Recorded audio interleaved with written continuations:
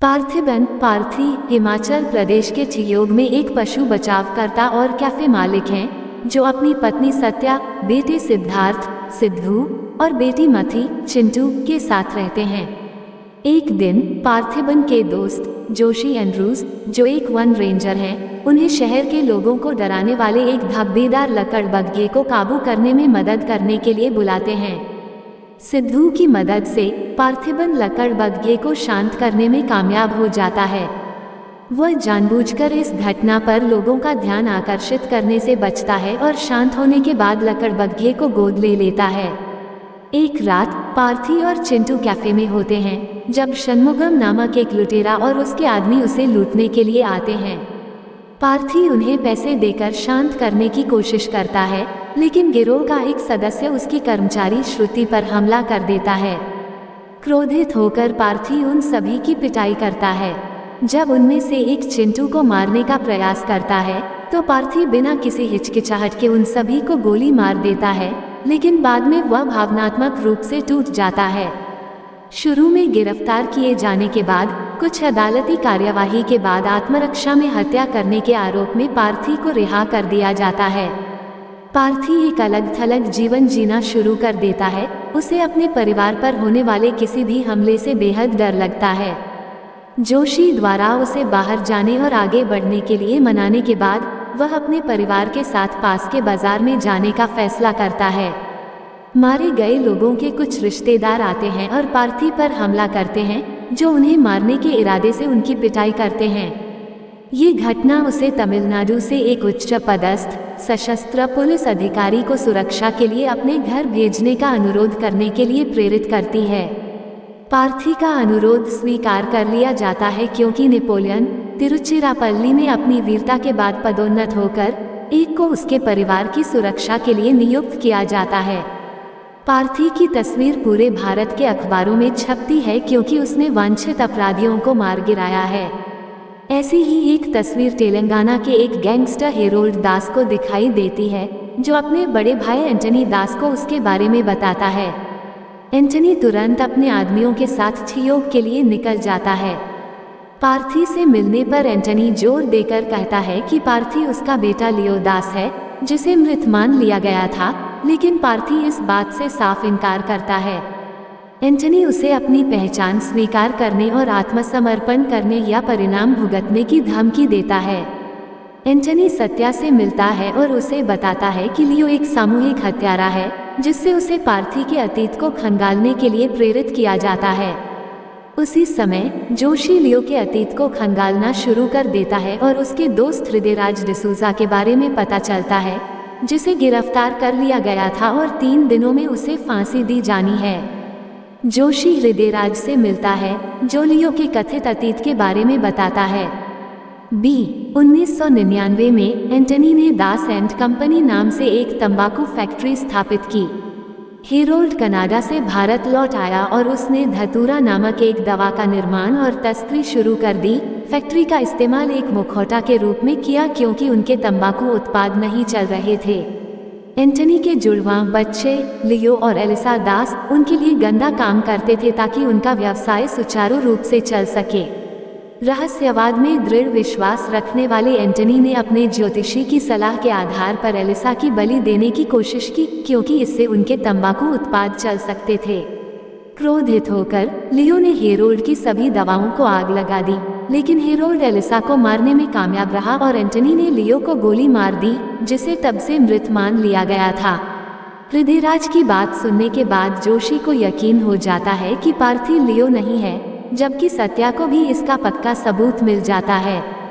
इस बीच एंटनी सिद्धू का अपहरण कर लेता है और उससे कहता है कि वह सिद्धू की बलि देगा क्योंकि वह अपने हाथों से एलिसा की बलि नहीं दे सकता। पार्थी और नेपोलियन एंटनी और उसके आदमियों का पीछा करते हैं और पार्थी आखिरकार उन्हें पकड़ लेता है। वह एंटनी और उसके आदमियों को खत्म कर देता है, लेकिन सिद्धू को नहीं पाता। हेरोल्ड को एंटनी की मौत के बारे में पता चलता है और वह पार्थी को सिद्धू के बदले एंटनी का शव लाने के लिए कहता है। जैसे ही पार्थी हेरोल्ड की मांद में जाता है, हेरोल्ड बताता है कि उसने सत्या और चिंटू को मारने के लिए आदमी भेजे हैं। हालांकि नेपोलियन, जोशी और लकड़बग्घा सभी आदमियों को खत्म कर देते हैं। हेरोल्ड के आदमी पार्थी पर उनके मांद में हमला करते हैं, लेकिन वह उन्हें भगाने में कामयाब हो जाता है। जब हेरोल्ड और पार्थी के बीच हाथापाई होती है, पार्थी बंदूक पकड़ लेता है और हेरोल्ड को बंदूक की नोक पर पकड़ लेता है। इस बिंदु पर हेरोल्ड को यकीन हो जाता है कि पार्थी लियो नहीं है और कहता है कि वह और उसका परिवार आज़ादी से जा सकता है। हालांकि पार्थी हंसने लगता है और आखिरकार हेरोल्ड को गोली मारने, सिद्धू को बचाने और पूरे दास एंड कंपनी के कारखाने को आग लगाने से पहले स्वीकार करता है कि वह लियो है। पार्थी कहता है कि उसने लियो के रूप में कुछ भी अच्छा नहीं किया है और जो कोई भी उसकी असली पहचान जानने पर जोर देता है उसे या तो मरना होगा या पहले ही मर चुका होगा। उपसंहार में जब पार्थी के जीवन में शांति लौटती है तो उसे एक फोन कॉल आता है।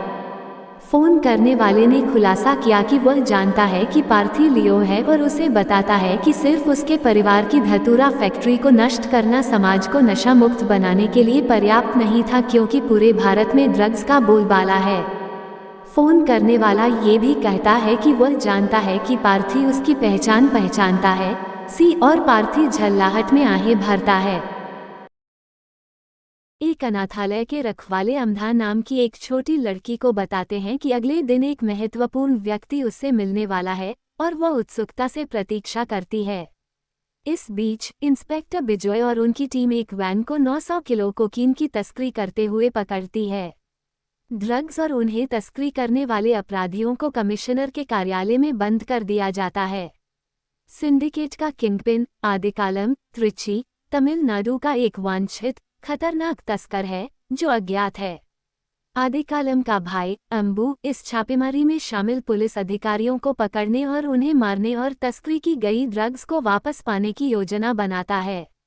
आईजी की सेवानिवृत्ति पार्टी में नशीला पदार्थ मिलाकर शराब पीने के बाद पूरे शहर के शीर्ष रैंक वाले पुलिस अधिकारी बेहोश हो जाते हैं।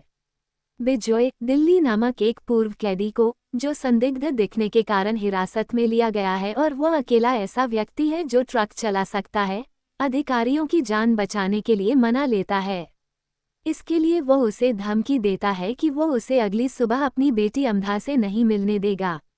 इसके लिए वह पार्टी में मौजूद कैटरा कामाची से एक ट्रक उधार लेता है। दिल्ली बिजॉय और कामाची बेहोश अधिकारियों को ट्रक में भरते हैं और उन्हें जल्दी से जल्दी अस्पताल पहुंचाने की पूरी कोशिश करते हैं। अंबू पुलिस अधिकारियों को पकड़ने के लिए एक बड़े इनाम की घोषणा करता है और अंबू के गिरोह के बदमाश बिजॉय और उसकी टीम को पकड़ने की कोशिश करते हैं। पालपिंडी एक भ्रष्ट पुलिस अधिकारी जिसे नार्कोटिक्स डिवीजन के जोनल हेड स्टीफन राज ने भर्ती किया था, गिरोहों को ट्रक के स्थान के बारे में जानकारी देते समय बेहोश होने का नाटक करता है। बिजॉय कांस्टेबल नेपोलियन और कॉलेज के छात्रों के एक समूह को आदेश देता है कि वे कमिश्नर के कार्यालय के सभी संभावित निकास बंद कर दें और अंबू के गुंडों को बाहर रखने की कोशिश करें ताकि वे ड्रग्स न ले सकें और आदिकालम के आदमियों को मुक्त न कर सकें। दिल्ली बिजॉय और कामाची विभिन्न गिरोहों से मिलते हैं, लेकिन दिल्ली उनका क्रूरता से ख्याल रखता है। जैसे ही नेपोलियन घबराने लगता है, बिजॉय उसे पकड़े गए आदिकालम के आदमियों के साथ सौदा करने का निर्देश देता है। नेपोलियन एक आदमी से अंबू को फोन करवाता है, जो अपनी और छात्रों की सुरक्षा के बदले में कैदियों को रिहा करने के लिए सहमत होता है। आश्चर्यजनक रूप से अंबू सहमत हो जाता है। हालांकि बिजॉय को पता चलता है कि पकड़े गए लोगों में खुद आदिकालम भी शामिल है और वह नेपोलियन को सौदा रद्द करने का निर्देश देता है। अंबू छत पर चढ़ जाता है और इमारत में घुस जाता है, लेकिन छात्र उसे वश में कर लेते हैं और उसे बांध देते हैं। दिल्ली और कामाची बेहोश अधिकारियों को अस्पताल से स्कूल बस में ले जाते हैं और कमिश्नर के दफ्तर पहुंचते हैं। हालांकि वे टिप्स नामक एक बड़े हथियारबंद गिरोह से टकरा जाते हैं, जो अंबू का दाहिना हाथ है। पालपिंडी शराब के प्रभाव से ठीक होने का नाटक करते हुए दिल्ली की पीठ में छुरा घोंप देता है। बिजॉय की पिटाई होती है और टिप्स एजाज अहमद को मार देता है, जो आदिकालम के गिरोह में बिजॉय का जासूस था। दिल्ली समय रहते खुद को संभालने में कामयाब हो जाता है और बिजॉय और कामाची को बचाते हुए उन सभी को खत्म कर देता है। इस बीच अंबू के आदमी कमिश्नर के दफ्तर में एक छात्र को पकड़ लेते हैं और अंबू के आदेश पर उसे मार देते हैं। क्रोधित होकर नेपोलियन आग बुझाने वाले यंत्र से अंबू को पीटता है और बेहोश कर देता है, जिस पर अदेकालम कसम खाता है कि वो उन सभी को मार देगा। दिल्ली, बिजोय और कामाची इमारत में पहुंचते हैं। दिल्ली अकेले एक गुप्त रास्ते से इमारत में प्रवेश करता है और छात्रों को सुरंग के जरिए भेजता है, जबकि वह और नेपोलियन कोकीन को जलाने जाते हैं। दोनों को एक जब्त की गई M134 मिनीगन मिलती है। सिर्फ ड्रग्स को जलाने के बजाय नेपोलियन मासूम बच्चों की जिंदगी बर्बाद करने से रोकने के लिए अदेकालम के गिरोह को खत्म करने का फैसला करता है। जैसे ही गुंडे अंदर घुसते हैं, वे भूतल पर पहुंच जाते हैं। दिल्ली बंदूक का इस्तेमाल इमारत के बाहर अंबू के गिरोह को मारने के लिए करता है। डॉक्टर सभी पुलिस अधिकारियों को होश में लाता है और स्टीफन राज को गिरफ्तार कर लिया जाता है। बिजोय दिल्ली को धन्यवाद देता है और उसे और उसकी बेटी को एक अच्छा जीवन देने का वादा करता है। दिल्ली की प्रोबेशन ऑफिसर नलिनी अमधा को घटनास्थल पर ले आती है। जेल की कोठरी में वापस आकर जब उसका एक गुंडा पीड़ा में चिल्लाता है कि एक अजनबी ने उनके काम को बर्बाद कर दिया, तो अदेकालम जवाब देता है कि वह आदमी कोई अजनबी नहीं है और ये दर्शाता है कि वह दिल्ली को जानता है। दिल्ली, अमधा और कामाची फिर से हाईवे पर चलते हुए दिखाई देते हैं, जो एक नई जिंदगी जीने का इरादा रखते हैं।